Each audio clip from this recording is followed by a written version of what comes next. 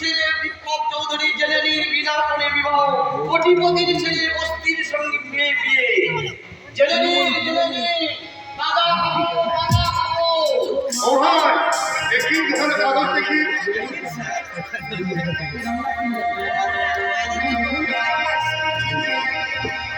এই নিন স্যার, এই একটা বাংলা পেন দেখুন দেখুন দেখুন দেখুন শুনছো দেখুন আশ্চর্য খবর। আরে ছবিও তো দিয়েছে দেখছি। কোটিপতি ছেলের সঙ্গে বস্তির মেয়ে বিয়ে, বিখ্যাত শিল্পপতি ভাই চৌধুরী ছেলে বিপ্লব চৌধুরী বিনা কোণের স্বেচ্ছায় বস্তির মেয়ে আলপনাকে বিয়ে করলেন। হ্যাঁ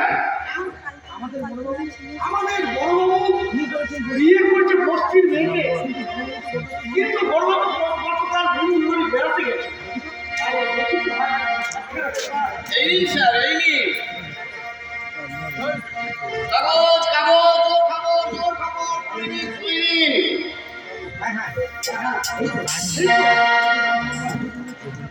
দাদামণির আর বৌদিমণির ছবি ছাড়া না না আর দেরি আছে। ছুটে গিয়ে আমি বাড়িতে সবাইকে বলবো বউ আসছে বউ আসছে বউ। আমাদের বড় বাবু বিয়ে করে বউ নিয়ে আসছে। বিশেষ সংবাদ দাদা, বলি দাদা, গতকাল রাতে বিখ্যাত শিল্পপতি চৌধুরী ছেলে বিপ্লব চৌধুরীর সঙ্গে বস্তির মেয়ে আলপনার বিয়ে হয়ে গেল। বিয়েটা অবশ্য সম্বন্ধ করে হয়নি। তা তো হবেই না। বলুন বলুন না শুনতে বাবু, তারপর কি আছে বলুন।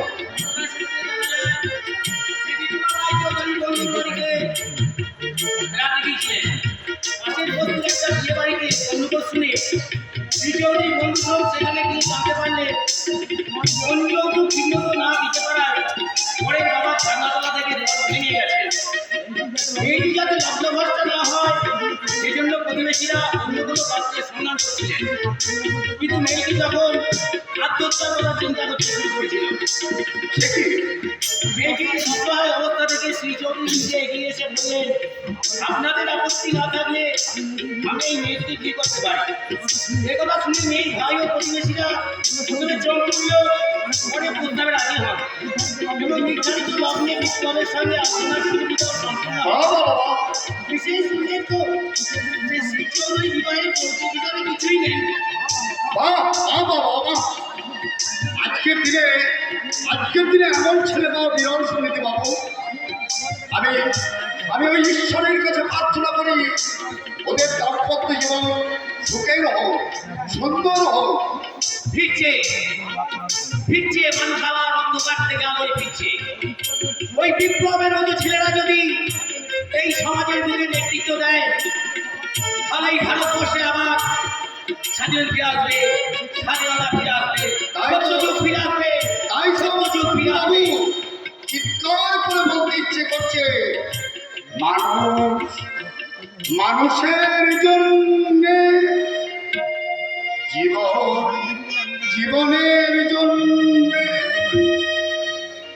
একটু সহানুভূতি কি মানুষ পেতে পারে না? ও বন্ধু, মানুষের জন্য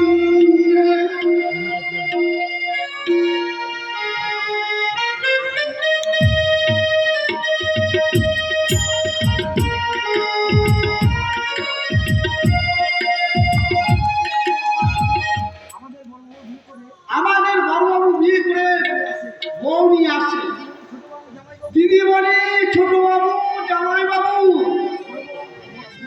বউ আসছে বউ আসছে বউ আসছে।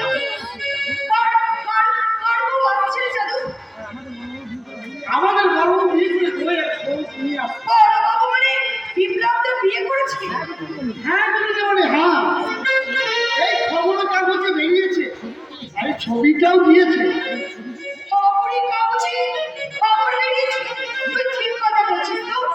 আমার কথা বিশ্বাস না হয় ওই পদ্মাবাবু ঘরে গেলেই আপনি বুঝতে পারবেন।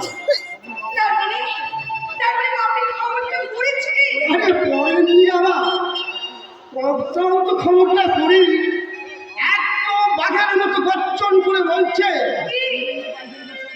ঝুড়ি দিয়ে পাঁচালি করে বলছে, আর বলছে খুন করে দেবো, খুন।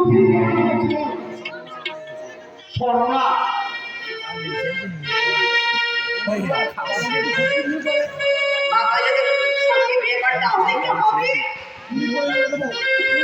গুলি করে মেরে দেবো। পাপি পাপি যদি সত্যি খবরটা জানতে পারি তাহলে যে কি হবে কে জানে। পাপি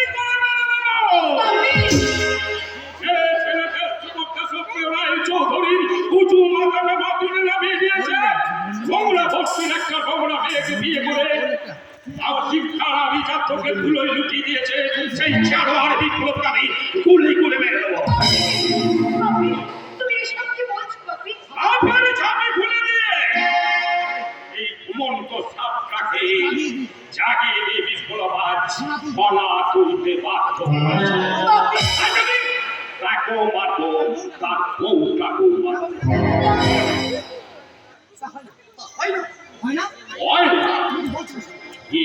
তুমি কি বলছো?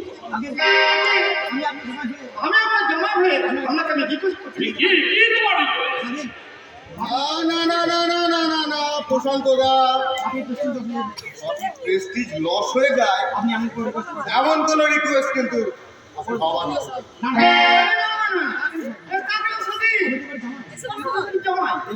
তাই এবারই প্রেস্টিজের সঙ্গে আমার প্রেস্টিজ জড়িয়ে আছে। তাই বলছিলাম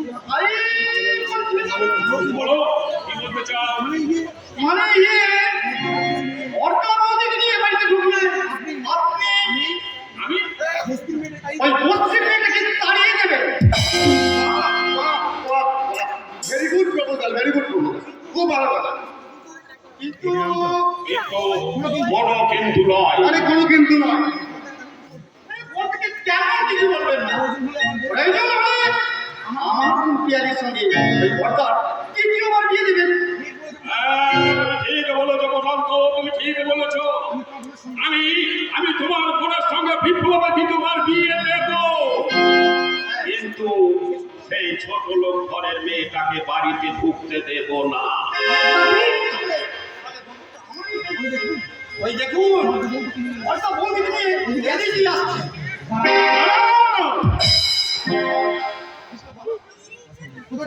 কোথাকার কোন পচা ডোবা থেকে ছোট লোক কাইয়াদের মতো গামছা ছাকা দিয়ে ওই কুচো চিংড়িটাকে ধরে নিয়ে এসেছো? ও আমার বিবাহের স্ত্রী, আপনার পুত্র। কোন ভিকিরি ঘরের মেয়েকে আমি পুত্রবধূ হিসাবে মেনে নেব না। বাবা হয়তো আমার উপর রেগে আছে, হয়তো আমার কোনো কথাই উনি আমার শুনবেন না। তাই তোমাদের কাছে আমার একটা অনুরোধ, আমার একটা কথা ভালো করে মন দিয়ে শুনো। হ্যাঁ তোমরা সবাই আমার কথাটা একটু মন দিয়ে শুনো। আমি আলপনাকে ভালোবেসে বিয়ে করিনি, দেখে শুনে পছন্দ করেও বিয়ে করিনি। আমার এক বন্ধুর বাড়িতে বেড়াতে গিয়ে একটা লক্ষ্য ভ্রষ্টা অসহায় মেয়েকে বিয়ে করে আমি সমস্ত নারী জাতির মান ইজ্জত রক্ষা করেছি। আমি আমার বাবার মুখ উজ্জ্বল করেছি, গৌরবান্বিত করেছি। কিন্তু আমি তোমাকে এই মুহূর্তে বলছি, তুমি আমার এই উজ্জ্বল মুখটাকে, আমার গৌরবান্বিত মুখটাকে পুড়িয়ে কালো করে দিয়েছ। তাই ভালোই ওই ছোট লোকের মেয়েটাকে এই মুহূর্তে এই বাড়ি থেকে বের করে দাও। না বাবা না, আপনি এসে কথা বলতে প্রবেশ করবেন। আমি গরিবের মেয়ে ঠিকই, কিন্তু ছোট লোকের মেয়ে আমি নই। আপনি মুখটা একবার ভালো করে দেখুন বাবা, ও হলো শান্ত সমাহিত সেবা। দাদা কি সুন্দর অ্যাক্টিং, হ্যাঁ কি সুন্দর অ্যাক্টিং। একটি করে কেন আপনি তোমাদের মুখটাকে দেখুন না। না না ওই ছোট লোক মেয়ের মুখ কোনো দিন দেখবে না। মানুষের মুখই তো হলো মনেরই দর্পণ। ঠাকুরজি তুমি ওকে দেখবে না তোমার বৌদির মুখ। ঠাকুর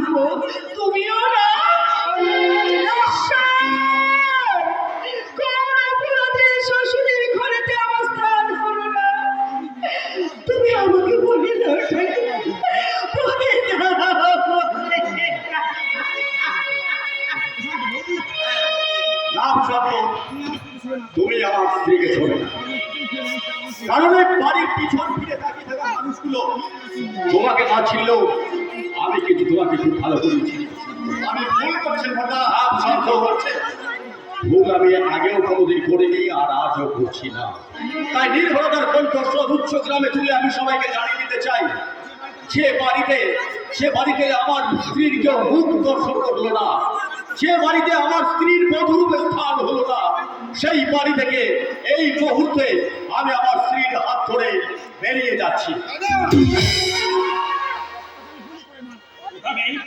তোকে আমি ভুল করে দেবো,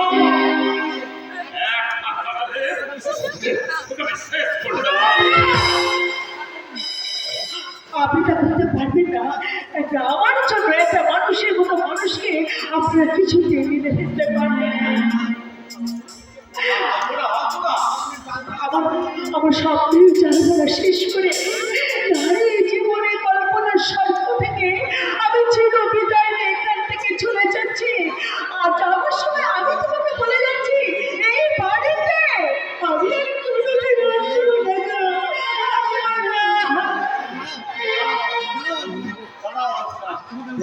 তোমাকে আমি একা যেতে দেবো না। ছেড়ে দে, আর ছেড়ে দে বলছি। আজ তোকে আমি কি করবে বাবা? তুমি আমাকে গুলি করবে? করো করো গুলি।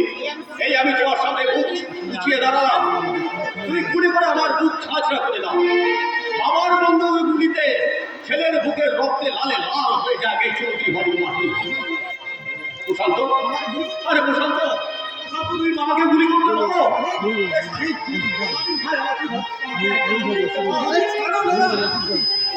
এই বলতে তুই একবার বাবাকে গুলি করতে বল।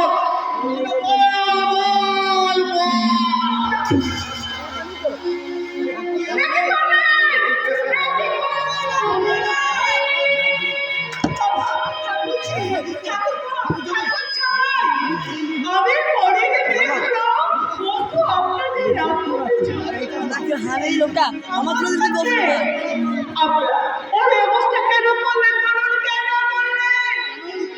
কেন ওকে উত্তেজিত করলেন? কেন করলেন?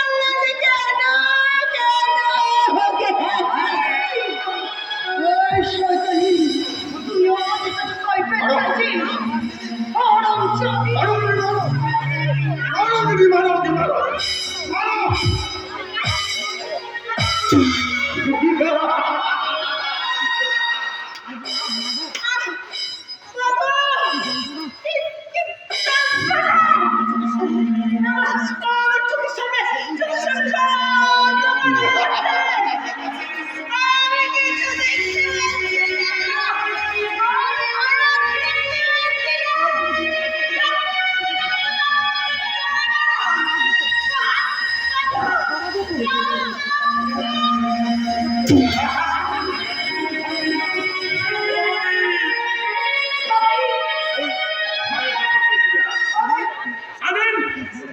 তুই খবরের কাগজে একটা নিউজ পাঠিয়েছি। এই নিউজে যেমন লেখা থাকে, এই বিপ্লবের বউটা একটা কণিকা। কণিকা প্রশান্ত বেশ্যা, পছন্দ মতো ডাক্তার ডেকে নিয়েছে, এদের চিকিৎসা ব্যবস্থা করতে।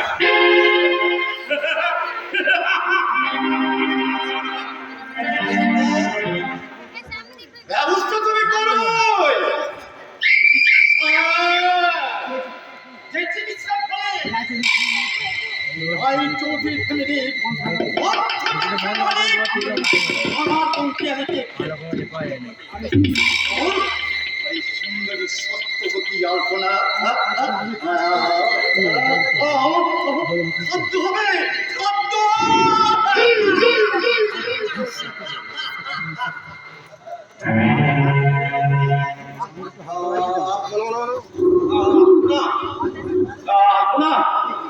দেখি দেখি এখন তোমার দুজন রক্ত বলতে গেল।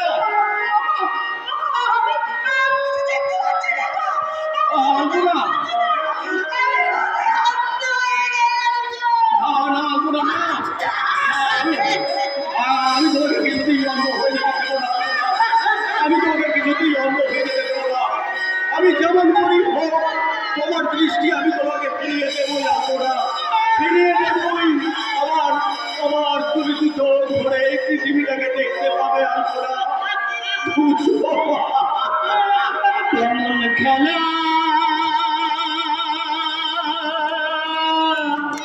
বিধি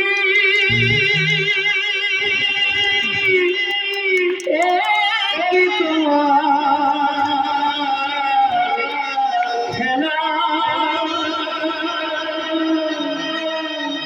ঘরের সূর্য দোকান তুমি ভরা দুপুরে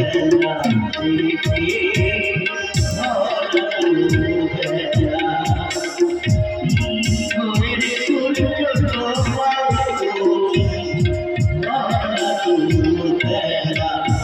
তুমি ভরা কেমন খেলা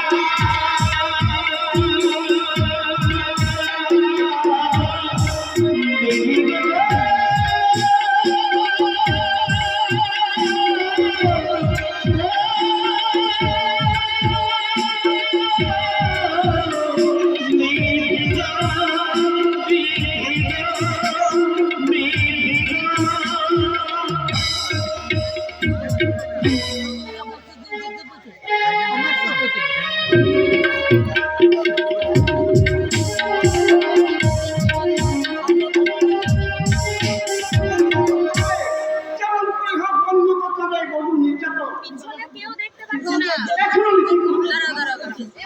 আমার মনে কলেজের প্রফেসর ধর্মসুখে আমি যাই ছুটতে ছুটতে গিয়ে আমি বলবো হ্যাঁ এই গরু নির্যাতনের খবরটা যেমন করি হোক খবরকে কাগজে খাওয়া হবে তাহলে তোমার পাঠিয়ে অভিযোগের খবরটা তার পরিবর্তে কালকের কাগজে বড় বড় অক্ষরে লেখা হবে রায় চৌধুরীর বাড়ি অন্ধকারের খবর।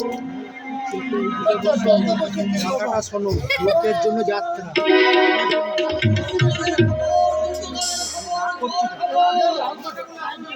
খবরটা শুনলে সঙ্গে সঙ্গে আশ্চর্য হয়ে যাবে। স্বাধীনতা সংগ্রামী অত্যাচারে গৃহবধূ বিধবা পত্নীর প্রতি অমানসিক অত্যাচার। কিনে নিন মাত্র আর কয়েক পিস আছে, বর্তমান আনন্দবাজার গণশক্তি এই খবর খবর খবর খবর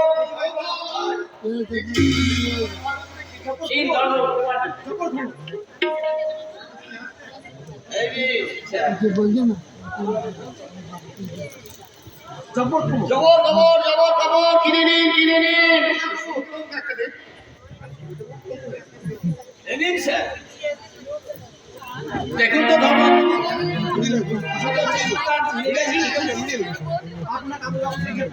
আমরা কাগজের অফিসে যে খবরটা পাঠিয়েছিলাম সেটা ঠিক ঠিক ছেড়েছি কিনা হ্যাঁ শুনুন বাবু, এক্স্যাক্টলি সেটাই ছেড়েছে। একটু বলুন তো শুনি। শাশুড়ি ননদ কর্তৃক বধূ নির্যাতন। কলিকাতা 24শে অক্টোবর। স্থানীয় সংবাদদাতা করছি সংবাদে প্রকাশ। কলিকাতার এক বিখ্যাত ব্যবসায়ীর কন্যা নববিবাহিতা গৃহবধূ আলোচনাকে বন্ধ করে দিয়েছে। যা খবর পাঠিয়েছিলাম অভিজ্ঞ সেটা প্রকাশ করেছে। সংবাদে আরো প্রকাশ শুনেছি বাবু, শ্বশুর ননদ ও দেওয়ার কর্তৃক গৃহবধূ আলোচনা কেউ তার মুখদর্শন পর্যন্ত করেনি। পুরো মানুষ নয় অমানুষ। চলুন ধর্মবাবু, শিক্ষা বিভাগের প্রতিনিধি হিসাবে আমরা দুজনে ওই দেশপ্রিয় রায় চৌধুরী অফিসে গিয়ে কঠোরভাবে প্রতিবাদ জানাই। নিশ্চয়ই সুনীতা, নিশ্চয়ই আপনি ঠিক কথাই বলেছেন।